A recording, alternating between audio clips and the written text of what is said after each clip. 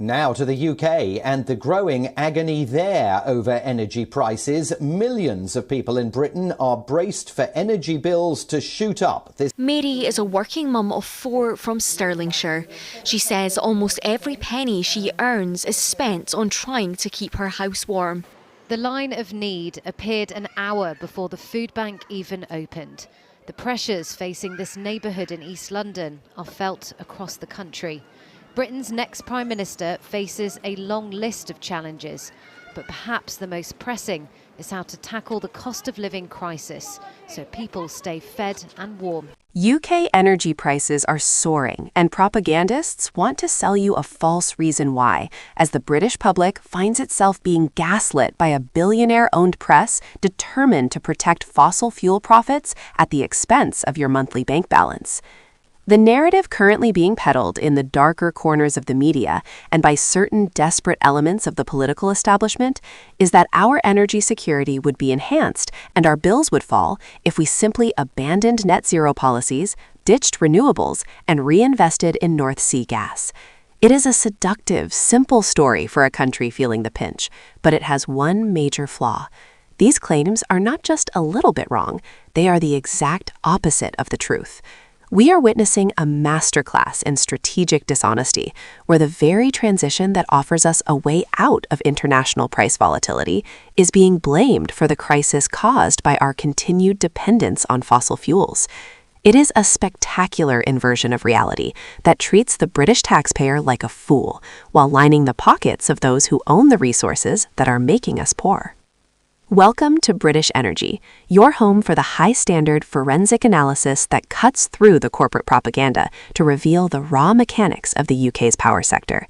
Madam Deputy Speaker, no ifs, no buts, no maybes, a clear promise, and a promise to victims of the press. And here we don't deal in the sanitized versions of events provided by industry lobbyists. We deal in the cold, hard capital of fact. If you are tired of being told that wind turbines are the reason your heating bill has doubled, while oil companies report record-breaking billions, you have found your tribe. We track the character collapses and the institutional shifting of the UK's energy dynamics with a refined, slightly sassy edge that treats you like an adult. Before we dismantle the marginal cost pricing trap and the magnificent self-own of the Institute of Economic Affairs, I want to plead with you to take a breath and stay informed. Independent channels like British Energy depend entirely on viewers who value the truth over the script. Please encourage this work by hitting that subscribe button right now. It is the only way we can continue to provide this peer-to-peer reality check against the billionaire press. Subscribe now to British Energy, and let's expose the gaslighting. Two things have indeed happened in recent years that provide the perfect camouflage for this propaganda. The price of electricity has soared, contributing greatly to the cost of living, and the proportion of electricity we receive from renewables has simultaneously boomed, from a measly 3% in 2000 to 47% today. The propagandists look at those two lines on a graph and claim that one has caused the other. More renewables must mean higher prices. It's a classic case of correlation being twisted into a false causation. In reality, by far the cheapest component of our energy supply is the electricity produced by renewables, principally wind and solar. This isn't just a UK phenomenon, it's the same story worldwide. But the price of electricity you pay does not reflect this mix of sources. Because of a system called marginal cost pricing, electricity is sold on the wholesale market at the price of the power source of last resort, the one used to fill the final gaps in supply. And what might that be? Oh yes, fossil gas. Even before the current conflict, gas prices were astronomical and had been rising in leaps and bounds. This, overwhelmingly, is the reason for your high energy bills. Though the contribution of fossil fuels to our electricity supply has fallen from 73% in 2000 to 27% today, gas still sets the price to a greater extent than in almost any comparable country. In the UK, this happens 98% of the time, while the EU average is just 39%. That's because the backup power sources in much of Europe are not gas, but hydroelectricity or nuclear. Better electricity storage would provide us with a cheaper, more secure, and less volatile source of last resort. It's one of the things the government is finally developing, despite the media fury that accompanies every attempt to move away from the gas trap. If you appreciate this level of scrutiny into why the UK remains uniquely vulnerable to international gas spikes, make sure you are a subscriber to British Energy. We don't care about the fossil fuel donor lists. We care about the fact that your energy bills are being dictated by a system designed to protect the most expensive supplier. Subscribe now and help us grow a platform that refuses to let the establishment hide behind green levy distractions when the real culprit is sitting in a pipeline. Your support allows us to keep calling out the marginal cost scam that keeps your bills high while renewable production costs are falling. The irony of our situation is perfectly illustrated by Norway. They supply 76% of our gas imports, yet gas sets their domestic price only 1% of the time. The Norwegians scarcely use gas for their own electricity production. Hydropower provides 89% and wind 9%. Norway's trade in fossil fuels is like the British opium trade in the 19th century, a curse to be dumped on other countries while they keep their own house clean and cheap. This inconvenient fact led to a magnificent self-own by the Institute of Economic Affairs, a junk tank that constantly demands North Sea drilling. They claimed that since gas costs no more here than elsewhere, it cannot be gas prices driving UK prices higher than in Norway. They noted Norwegian industrial electricity costs less than half of ours.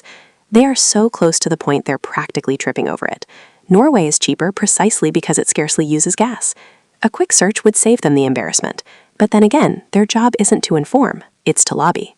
On X recently, Claire Coutinho claimed that our energy resilience depends on maximizing the North Sea. She seems to have forgotten that as Energy Secretary, she boasted about spending over £100 billion protecting households from the gas price spike caused by Russia's invasion of Ukraine. Some resilience that. We're told that if we extracted more gas at home, electricity would be cheaper. This ignores basic economics. The price of gas is set on international markets and dominated by conditions affecting the biggest suppliers like the US and Russia. The UK's remaining reserves are difficult and expensive to extract. The industry here depends on a generous tax regime where most of the time it receives more money than it returns to the exchequer.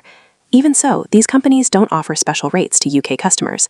They sell it on the international market at the international price.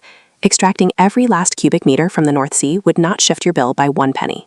The tragedy of the North Sea is that the money from this extraction could have financed a sovereign wealth fund, like Norway's, which currently funds their social care and infrastructure. Instead, thanks to the liberalization of the Thatcher era, a fancy word for looting, private companies walked away with the profits. It was another victory for neoliberalism that left the British public with the environmental bill and none of the financial security. To stay ahead of the curve as the battle for the North Sea intensifies and the billionaire press ramps up its anti-renewables rhetoric, ensure you are part of our subscriber base here at British Energy. We follow the trail of accountability that the lobbyists try to obscure with talk of resilience and energy independence. Hit that subscribe button right now. The propaganda machine is in high gear, and we are the only ones providing the live, unvarnished commentary that treats you like an adult. Subscribe now and join the community that values reality over the fossil fuel script. The same nonsense prevailed last year when the steel industry was on the rocks. The right-wing press insisted the problem was net zero. Had they bothered to speak to the industry, they would have heard that steel is exempt from most environmental levies. Its problem is the one we all face. Higher UK wholesale prices are responsible for nearly 3/4 of the price disparity between us and our European neighbors. We do pay green charges, but they account for a far smaller portion of your bill than the price of gas. Carbon Brief estimates that green levies and network charges account for just 6% and 20% of the rise in bills respectively, while a massive 53% is due to wholesale prices driven by gas.